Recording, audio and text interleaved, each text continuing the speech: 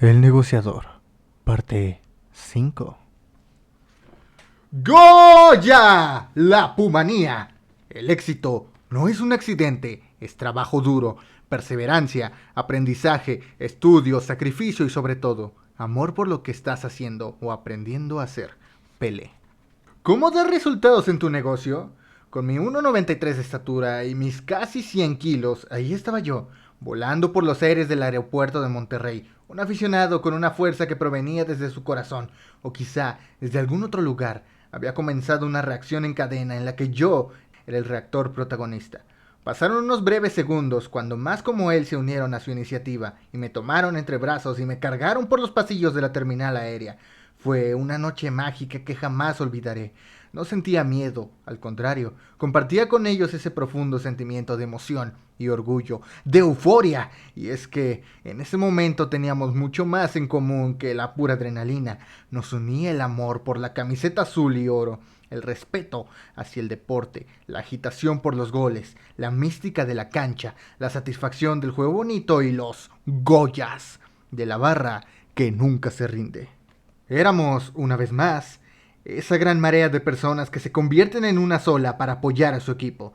Tanto en el llanto por la derrota como en el júbilo por la victoria, nos unían los Pumas de la universidad. Era diciembre del 2004 y tan solo unas horas antes, Pumas había resultado campeón en el torneo de apertura frente a un equipo de gran tradición, los Rayados. La hazaña se concretó en la cancha del rival, el Estadio Tecnológico. Y no solo eso, sino que este título nos hacía bicampeones. Era ya cerca de la medianoche cuando, en aquel aeropuerto repleto de fieles aficionados y cargado en sus brazos, confirmé lo que yo ya sabía. No había duda, ese era el año del Puma. Todo el equipo, nuestras familias y el personal técnico y yo salimos de Monterrey y aterrizamos en Ciudad de México, con un trofeo de bicampeones que iluminaba la madrugada. A pesar de la hora, resultaba lógico repetir la celebración del torneo anterior, y es que cuando la euforia ha entrado en el cuerpo, el cansancio pasa a segundo plano o simplemente desaparece. Nos subimos al turibús que nos esperaba fuera del aeropuerto y llegamos hasta la glorieta del Ángel de la Independencia, dorado como el uniforme, imponente como la victoria. El autobús avanzaba despacio, no podía ser de otra forma. Las calles estaban inundadas de aficionados que se volcaron entre ellas para pintarlas de los colores del equipo. Esta tradición del recorrido de los jugadores en el turibús y por las principales avenidas de la ciudad inició meses antes en aquella otra final en la que el equipo derrotó a las Chivas de Guadalajara en la tanda de penales para hacerse campeón del torneo Clausura 2004. Esa madrugada se estaba repitiendo la historia, mismo júbilo, mismo entusiasmo, diferente campeonato. En aquella final en el estadio de CU me encontraba en el palco, sudando los penales, mordiéndome los labios de nervios con los goles de las Chivas y besando mi camiseta del Puma con los goles de nuestro equipo. En esos últimos momentos de tensión que estaba viviendo a flor de piel, vi a Marcelo Ebrard, el jefe de gobierno de la ciudad en ese entonces, dentro del palco del reactor de la universidad. Emocionado por una posible victoria, le pedí que nos prestara 2 transportes. Esta es una costumbre que se mantiene hasta la fecha. Cuando Rafa Medina de Chivas falló el quinto penal, se consumó el campeonato para Pumas y los nervios se convirtieron instantáneamente en euforia, la ansiedad en júbilo y el sudor en orgullo. Al salir del estadio en los camiones, atravesamos ríos de gente para poder llegar al Ángel. Íbamos al ritmo de nuestro Goya, uno de los gritos de guerra más populares del fútbol que surgió en los años 40 y que fue impulsado por Luis Palillo Martínez, un joven que lideraba los grupos de animación en aquel entonces. Este cántico de años, coreado por las voces de miles de personas que ahí se congregaron, se sumó a los corazones que palpitaban junto al repiqueteo de los tambores y a la emoción ondulante como la bandera. Esta es justamente la pasión del fútbol. Inmerso completamente dentro de aquella algarabia, recordé ese momento en el que, 3 años atrás, me presenté a una reunión con Juan Ramón de la Fuente, quien llegó como rector de la Universidad Nacional Autónoma de México, después de que la máxima casa de estudios del país estuvo en huelga por un año. Esa famosa huelga de la UNAM fue un movimiento por parte de la comunidad estudiantil que se inició un 20 de abril de 1999 y exigía la modificación del Reglamento General de Pagos dentro del sistema universitario. Juan Ramón Es alguien por quien siento un profundo respeto y una gran admiración. No cualquiera puede echar a andar a un monstruo como la UNAM de más de 300.000 alumnos después de un paro tan largo. El primer acercamiento con el rector se dio a través del ingeniero Carlos Slim, quien tiene un cariño profundo por su alma mater, sentimiento que, sin duda, le serviría de la fuente para pedir su ayuda para restaurar positivamente el ambiente universitario. Un nuevo presidente para el equipo de fútbol sería un gran movimiento estratégico, y si algo tiene el ingeniero Slim, además de su gran visión de negocios, es su capacidad para identificar a la persona indicada para el reto indicado. Por lo que tuve la fortuna de que pensara en mí, gracias a que él sabía lo mucho que me apasionaba este deporte. El proyecto me emocionaba muchísimo. Mi primer encuentro con el rector fue una conversación muy amena en la que me hizo un par de preguntas y concluyó con una frase que cambiaría el curso de mi vida en los próximos años. Tú eres el nuevo presidente de Pumas. Esa tarde, uno de los retos más hermosos de mi carrera había comenzado. Estar al frente de Pumas fue un gran emprendimiento. Además, tuve el privilegio de trabajar muy de cerca con quien hasta hoy sigue siendo uno de mis grandes mentores, el doctor José Narro Robles, quien años después también se convertiría en rector de la máxima casa de estudios. Este gran proyecto me forzó a poner a prueba muchas habilidades personales, pero también de negocios, porque a pesar de todo lo hermoso de este deporte que es capaz de unir familias y países completos al final del día, como negocio tiene que ser rentable. Y por esta razón no se escapa del principio más básico de los negocios. Los ingresos deben ser siempre mayores a los gastos. Esta es la primera regla que no debes de perder de vista nunca. En tu negocio o en tu emprendimiento debes buscar siempre la rentabilidad. Si esto no lo consigues, entonces no tendrás en realidad un negocio, tendrás solo un hobby que puede ser muy caro y que no podrás mantener por mucho tiempo. Para mí, en el fútbol los clientes son la afición y los productos que les vendes son las emociones y las alegrías. Y cuando tomé las riendas del equipo, estaba en deuda con sus clientes.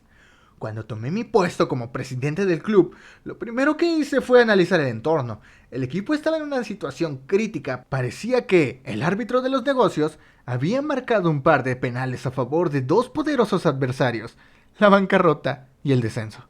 Pero en los negocios, como en la vida, como ya sabemos, es justo en los momentos de crisis cuando encuentras las mejores oportunidades. Así que había que poner manos a la obra para descubrirlas.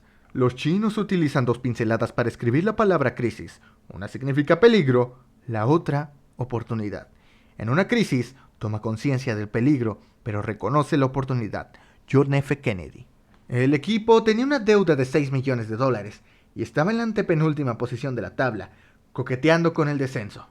Al Estadio Olímpico Universitario, CU, entraban en promedio unas 4.800 personas por partido, cuando el aforo es de 60.000. Pero así como había aspectos negativos y grandes áreas de oportunidad, también podía notar que Pumas tenía ciertos ases bajo la manga que lo hacían único. Por ejemplo, muchos de nuestros jugadores eran la base de la selección nacional y teníamos las mejores fuerzas básicas de México. Esto era gran parte de sus activos, pero no eran los únicos. El equipo ocupaba la cuarta posición en cuanto a las preferencias de la afición mexicana. De hecho, Pumas es el primer equipo en México al que la gente le va como segunda opción. Es decir, si le vas a las Chivas, muy probablemente los segundos de tu lista sean los Pumas. Y esta situación es una gran ventaja para temas de negocio.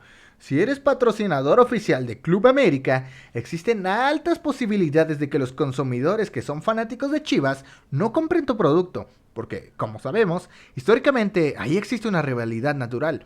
Pero con nuestro equipo no pasaba lo mismo. Entonces, las marcas podían conseguir un espacio seguro para promocionarse. Ahí había una oportunidad, una de varias, que solo esperaba ser capitalizada. Los tres pilares de los ingresos de este negocio: patrocinadores, derechos televisivos y boletos. Como ya te lo comenté, al entrarle a un nuevo negocio o al emprender uno, lo primero que debes hacer es informarte sobre su funcionamiento en líneas generales. Tienes que convertirte en el mejor estudiante, en la persona que más conoce tu industria y tu competencia. Reconocer tus fortalezas y tus debilidades, contra qué y contra quiénes te estás enfrentando. No hay otra opción si de verdad quieres conseguir resultados. Comenzando con los detalles macro, hasta llegar a entender el más mínimo detalle de lo que impacta el negocio en todos sus frentes. Hay que entender los precios, los costos, el margen, los estándares de calidad y todos esos pequeños indicadores que luego resultarán muy valiosos para tomar buenas decisiones. Incluso, tienes que identificar cuáles son tus puntos ciegos, estar atento a las cosas que la empresa y sus líderes aún no han visto.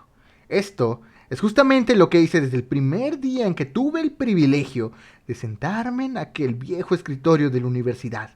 Pedí informes de todo e hice muchas preguntas. En su mayoría, la gente respondía y tenía una gran actitud.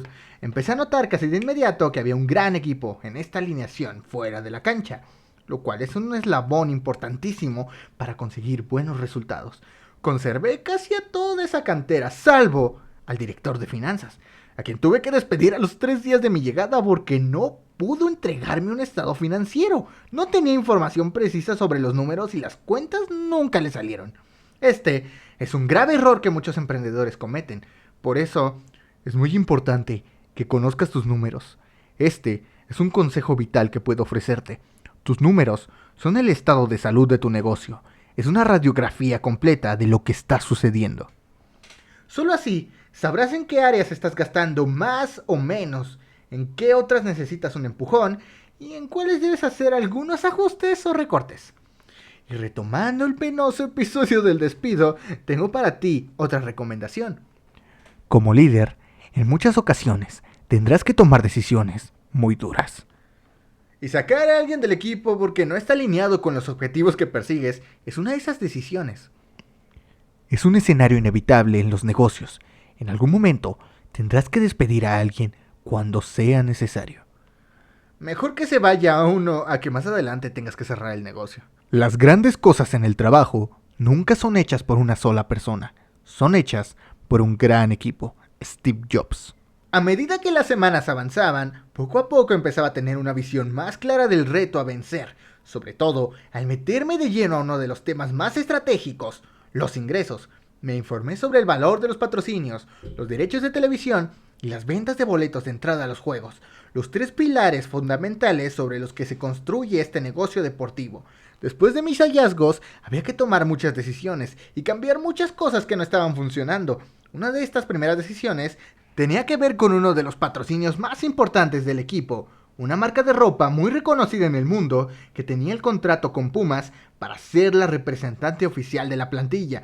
Pagaba una suma realmente ridícula, unos $100,000 por temporada, una cifra que, según mi investigación de mercado, era completamente irrisoria. Había una diferencia porcentual muy grande en comparación con otros equipos y otros patrocinadores.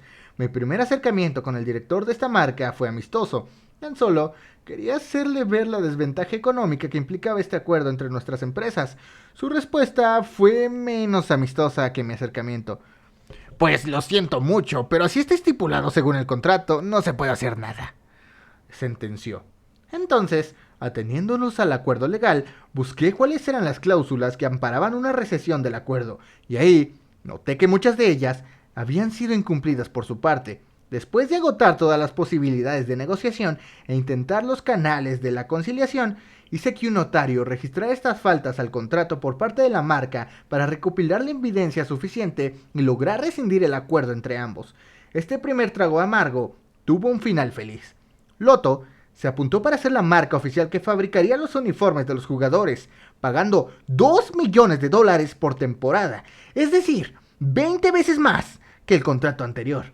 Esta primera estrategia de inmediato comenzó a resumar a la columna de ingreso que tanto necesitábamos.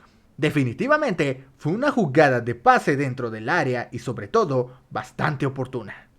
Y bueno chicos, aquí termina la parte 5. Voy a ver si de una vez me saco la parte 6 y la parte 7 porque veo que sí les está gustando este libro. Lo dejé de hacer, les soy sincera, porque pensé que nadie lo iba a leer.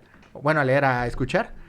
Y estoy viendo que está teniendo aceptación, entonces me voy a echar el libro rápido para que no se les vaya la emoción por este libro, que está bastante bueno. Y me lo voy a echar ahorita a ver si lo termino y si no en la semana lo acabo. Pero se los juro que termino las partes. Entonces esperen la siguiente parte, a más tardar la subo un día después de haber subido esta. Y pues muchas gracias por apoyar los videos, los quiero mucho. Bye.